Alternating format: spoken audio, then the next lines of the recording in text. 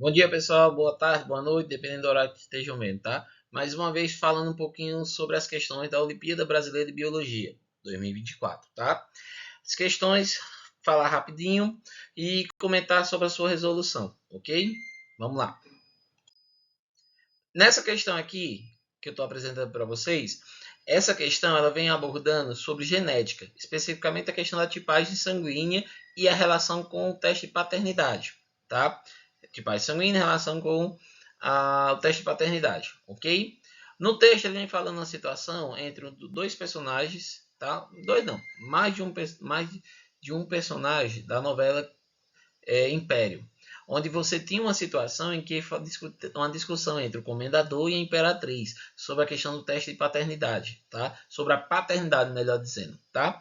Nessa situação, vai apresentar na questão, você dá aquela pausa para fazer a leitura dela com calma, onde você vai ter uma situação onde relata que o comendador possui o tipo sanguíneo AB, a imperatriz possui o tipo sanguíneo A. E aí, os filhos e a filha, né? A Maria Clara e o João Lucas são do tipo B e o José Pedro do tipo AB. E o suposto pai que gerou a discussão, que é o Silviano, tem o tipo sanguíneo O. Lembrando, tipo A, B, AB e O. Para responder essa questão, é interessante você ter na sua cabecinha gravada essas informações aqui. Ó. Essas informações aí da tabelinha, ela está apresentando os genótipos, fenótipos em questão, o aglutinogênios e aglutininas. Nessa tabelinha, se você tem a compreensão dela, você mata qualquer questão relacionada à tipagem sanguínea, tá? Lembrando que além disso aí, do sistema ABO, existe a questão do RH, positivo e negativo, que é interessante você dar uma olhadinha também, tá? Vamos lá. Na situação aqui da tabela, os itens marcados representam o tipo sanguíneo da mãe e do pai, tá? Nesse caso, o pai aqui é o comendador. Na situação tipo A, você lembra, a gente tem duas configurações para o genótipo. Ou ele vai ser duplo, no caso ele vai ser dominante, ou em relação a isão-azão, ou ele pode ser heterozigoto por apresentar não só isão-azão, como também o enzinho, tá? E o tipo AB, você vai ter uma condição de codominância, isão-azão, isão-bezão, tá? Veja bem, quando você vê os itens, ele vem falando a seguinte situação. A constatação da imperatriz provou que seus herdeiros só podem ser do comendador. Esta está errada uma vez que o que ela afirmou seria verdade.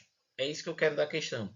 E aí os itens vai fazer uma relação direta com a afirmação dela de acordo na questão anterior, certo? Por causa do tipo sanguíneo dela, assim como do comendador, seria o suficiente para determinar que ele é pai real das crianças, tá? Nessa situação, no item A, eu quero chamar a atenção para alguns pontos do item A. Tipo B não podem ser filhos de indivíduo tipo AB. Quando você vê a tipagem sanguínea, quando você vê o genótipo, você vê que essa possibilidade existe, tá? Ela existe. Então, o próprio item já eu desconsidero, porque está negando. E, na verdade, existe a possibilidade do tipo B, certo? Ele pode ser, sim, filho de indivíduo tipo AB. Existe essa possibilidade.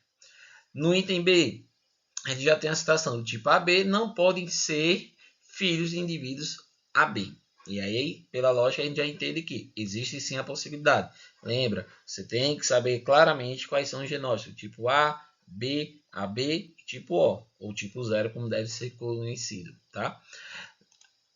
No item C, tipo AB não pode receber transfusões de indivíduos do tipo AB. Aqui eu vou entender que se eu sou do tipo B, eu não posso receber transfusão sanguínea do tipo AB. Realmente é correto. Porque se eu sou do tipo B, eu vou produzir anti-B. Ou, perdão, anti-A. E aí, ao produzir anti-A, quem é do tipo AB, automaticamente teria uma aglutinação. Então, não teria possibilidade. Só que aí vai ter uma situação aqui.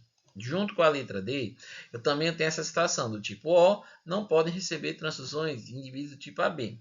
Tipo O, ele é o doador universal. Ele só recebe dele mesmo, tá? Levando em consideração positivo e negativo, refletir depois essa situação. Interessante, tá? Mas o tipo O, ele vai receber dele mesmo.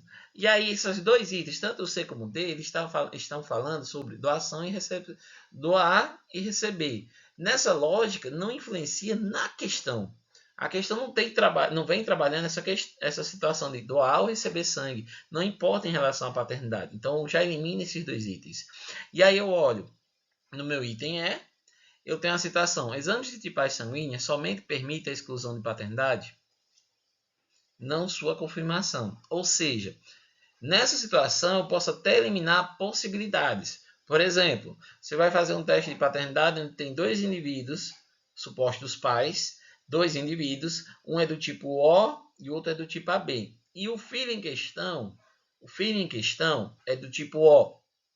Nessa situação, nessa configuração, no conhecimento que você tem sobre genótipos, você já entende que, poxa, o suposto pai com o tipo AB, ele jamais poderia ser filho de uma criança com o tipo O, porque obrigatoriamente ele teria que ter no seu genótipo pelo menos um enzinho para ter essa possibilidade. Deu para entender então a lógica? Ele elimina a possibilidade, ele exclui nesse contexto, mas ele não pode afirmar com exatidão numa condição de dois pais, por exemplo, do tipo A, heterozigóticos, certo?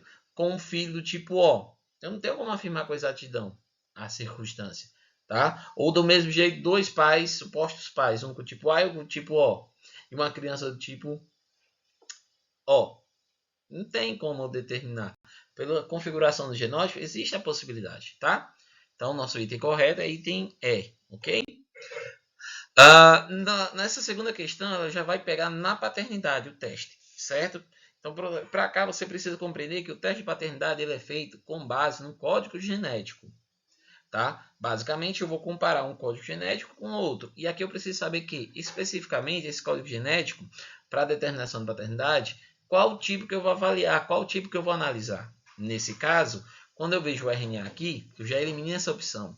O RNA não vai ser usado como referência para teste de paternidade. É o DNA que é utilizado. Segundo ponto que eu vou observar é nesses itens que vem falando o quê? Células reprodutivas. Para poder avaliar no teste de paternidade, eu preciso comparar células somáticas, porque eu tenho que lembrar que o banco de dados, que é o DNA do indivíduo, é a partir das células somáticas que eu vou ter um panorama geral.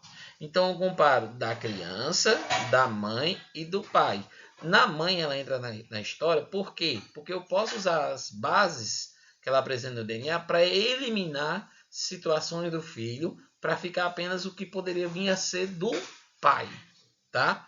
A herança. Que nesse caso, essa ilustração vai dar uma noção melhor. Olha essa ilustração aqui. Ó. Vamos lá. Pronto. A ilustração aqui, ela vem trazendo à tona isso. Você tem aqui a mãe, uma criança e três supostos pais. Essas faixas escuras devem ser comparadas em relação aos pais e o filho, eliminando assim no do filho da mãe, que já ocorreu nessa ilustração, tá? Deixando apenas qual seria o suposto material genético do pai. Ao comparar, aqueles que apresentam mais similaridade, maior semelhança, indica a paternidade do indivíduo, tá? Tranquilo? Próxima questão. Nessa questão você tem essa imagem que vem abordando as funções das proteínas. Elas são distribuídas em várias características distintas no organismo de uma pessoa, tá? E aí você, para responder a questão, você iria basicamente avaliar, analisar essa situação da imagem com o item em questão. Marque a alternativa correta com base nas informações presentes na figura e em seus conhecimentos prévios, de acordo com o que você sabe sobre proteínas, tá? No item A, proteínas não possuem papel plástico no organismo humano. Poxa, ela tem inúmeras funções, inclusive uma delas é a questão plástica. Permite estruturar inúmeras unidades celulares a partir da presença da proteína, tá? No item C, eu tenho uma afirmação. Tendões facilita a contração muscular?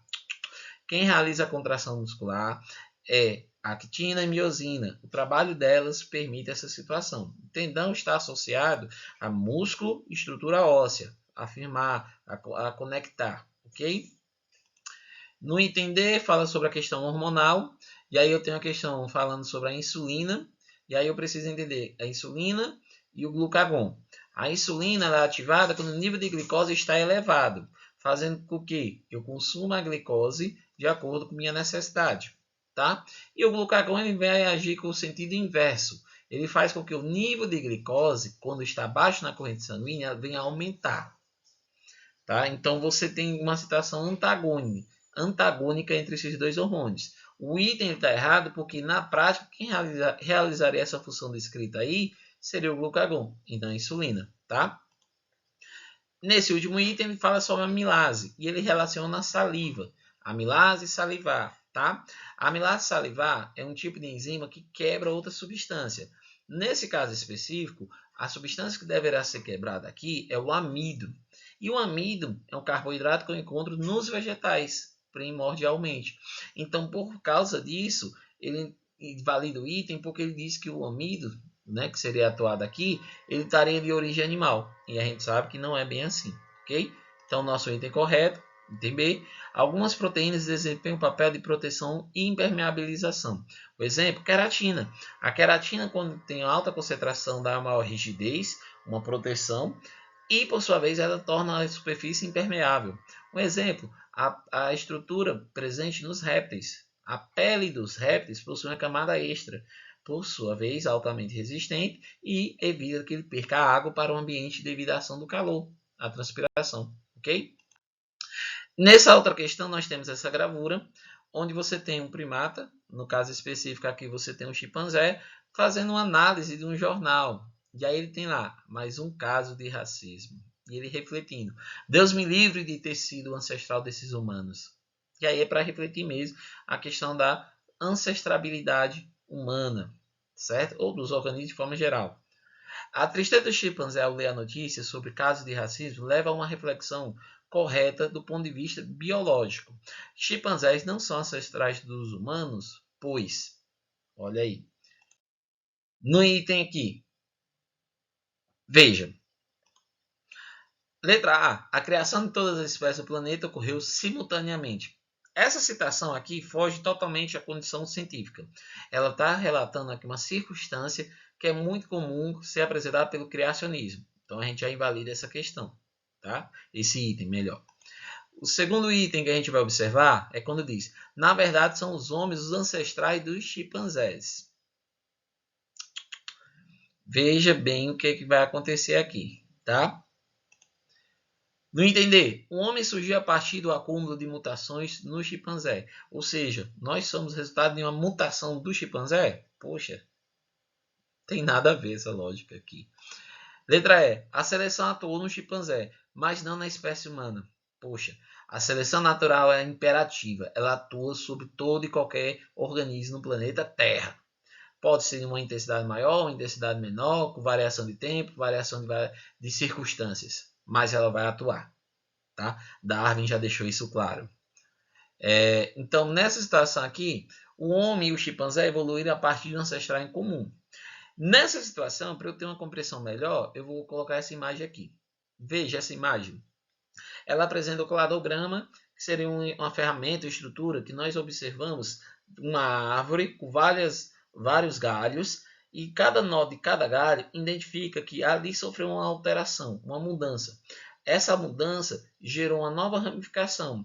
E cada nó desse, então, ele seria o quê? Um ponto onde representa o ancestral em comum. Nessa lógica, percebo, quando eu vejo a questão do chimpanzé e do homem, na minha ilustração, ela deixa clara a sua posição. Tá? Ela deixa clara a sua posição, onde ela estaria presente. Ok? Na outra imagem não. A outra questão que usa a mesma imagem, ela vem da seguinte situação. A análise da palavra racismo mostra-se mal utilizada nas reações de ódio observadas recentemente, que seria a notícia do jornal que o chimpanzé estava refletindo. Para a biologia, nesses casos, essa palavra não se aplica, pois a palavra em si, racismo, tá? Vamos aqui. Letra A. Veja o que é que diz. Brancos e negros são espécies diferentes. Para ser caracterizada espécie, eu tenho uma definição. Capaz de quê?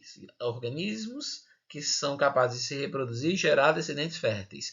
Essa definição generaliza, tá? É uma definição generalista sobre o que são espécies. Espécies diferentes podem surgir a partir dessa configuração, tá? No item seguinte, brancos e negros não são de espécies de raças diferentes? Nada a ver. D. Brancos e negros evoluíram dos asiáticos? um absurdo gigante, tá? Em relação a colocar que um surgiu em relação ao outro, que evolui, não é bem assim. Dentro da evolução humana, dentro das mudanças que nós observamos, não é bem assim, tá? Os asiáticos foram uma raça, né, que ele coloca essa citação aqui que a gente elimina também, porque uma raça primitiva não é bem assim, certo? Opa, voltou, vai voltar. Vamos lá. Então aqui, para eu refletir bem essa citação, letra C, brancos e negros são da mesma raça. Para eu matar essa questão de forma mais consciente, mais concisa, eu vou observar esse aqui, esse slide. Definições de espécie e de raça para eu compreender bem, certo? Uma espécie é um conjunto de populações capaz de se reproduzir e originar descendentes viáveis e férteis. Viáveis no sentido de que sem nenhuma problemática, tá? Eles conseguem crescer e desenvolver sem nenhum problema, ok? Isso é a definição básica de espécie, de forma generalizada. Olha outra situação, raça.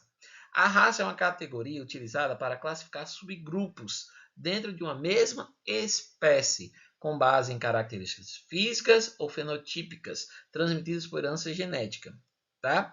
Só que aí entra uma situação. O termo raça, no entanto, não é mais utilizado para a espécie humana, tá? Porque a gente tem uma condição fenotípica de grande variabilidade. Então, dentro dessa configuração, nós não temos por que ter uma caracterização de raça. Raça é empregada hoje em dia normalmente para plantas e animais, principalmente animais. Lembrando, quando eu falo animais, John, mas o homem é um animal. É racional. Quando eu falo o termo então animal, é de forma generalizada, animais irracionais, usando esse termo, vamos dizer assim. Tá? Então, por causa dessa configuração, não se aplica. Daí a ideia de que, eu devo deixar claro aqui, uma ideia absurda, que é o racismo. O racismo teve inúmeras situações que tentaram usar como base a ideia da biologia, a questão da eugenia, absurdas que não têm relação direta com a condição da eugenia na parte da sua origem, da sua essência, que partia da lógica de que de tentar fazer um mapeamento genético para reduzir problemas de saúde, né, em vista dessas circunstâncias, mas que foi distorcida por N situações, por N pesquisadores, até cientistas, que dentro daquele contexto tinham umas ideias absurdas. Tá? Então, assim, o que é que eu posso afirmar com toda exatidão? Racismo não só é crime, como é uma ideia idiota. Qualquer tipo de preconceito é idiota. Ponto. Ok? A mensagem tem que ser dita nisso aqui. Então, assim, foi rápido. Espero que dê para compreender um pouquinho do mecanismo das questões, a temática que foi abordada dentro de cada questão, tá? Veja o vídeo depois, pausa, lê a questão, tenta analisar novamente e espero que dê tudo certo, tá? Um grande abraço, Moreira Bio, fica bem. Valeu! Opa.